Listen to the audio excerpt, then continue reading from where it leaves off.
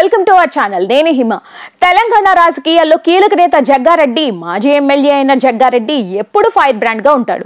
Congress party నాయకుడే అయినప్పటికీ సొంత పార్టీపై ఎప్పటికప్పుడు తన అసంతృప్తి వ్యక్తం చేస్తూనే ఉంటాడు.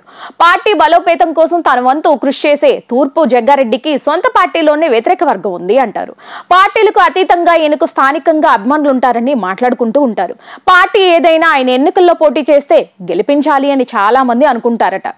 అంత మంచి పేరు సొంతం చేసుకున్న జగ్గారెడ్డి ఎలా ఇటీవల ఎన్నికల్లో ఓడిపోయారు అంటూ అందరూ షాక్ కి గురి అయ్యారు. కాంగ్రెస్ పార్టీ అధికారంలోకి రావడంతో జగ్గారెడ్డి ఎమ్మెల్యేగా గెలిస్తే ఖచ్చితంగా మంత్రివర్గంలో చోటు సంపాదించుకునేవారు. కానీ అదృష్టం కలిసి రాకపోవడంతో ఎమ్మెల్యేగా జగ్గారెడ్డి గెలవకపోవడంతో మంత్రి పదవిని సొంతం చేసుకోలేకపోయారు. రాజకీయాలు పక్కన పెడితే జగ్గారెడ్డి త్వరలోనే వెండి తెరపై కనిపించబోతున్నాడు. ఈ విషయాన్ని ఆయన స్వయంగా ఒక మీడియా సంస్థకి ఇచ్చిన ఇంటర్వ్యూలో చెప్పుకొచ్చాడు. జగ్గారెడ్డి వార్ ఆఫ్ లవ్ అనే సినిమాలో తన నిజ జీవిత పాత్రను పోషిస్తున్నట్లుగా తెలియజేశారు. జగ్గారెడ్డి తొలి సినిమా అనే పాన్ ఇండియా రేంజ్ లో నిర్మాణం జరగబోతుంది. తెలుగు, హిందీ భాషలో రూపొందుతున్న ఈ సినిమాకు సంబంధించిన కథ ఉగాది పర్వదినం రోజున వినబోతున్నట్లుగా ఆయన చెప్పాడు. వచ్చే ఏడాదిలో ఉగాది వరకు సినిమాను పూర్తి చేసి విడుదల చేస్తామన్నారు. ఈ సినిమా ప్రేమ కథ చుట్టూ తిరుగుతుందని, ఆ కథలో ఒక ప్రత్యేక పాత్రను తాను పోషిస్తున్నట్టుగా చెప్పారు.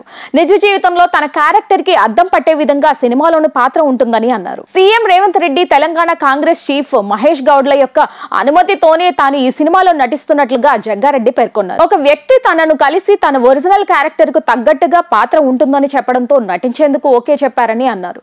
సినిమా ఫస్ట్ హాఫ్ పూర్తయ్యే ముందు తన పాత్ర మొదలవుతుందని, ఈ సినిమా చివరి వరకు ఉంటుందని అన్నారు.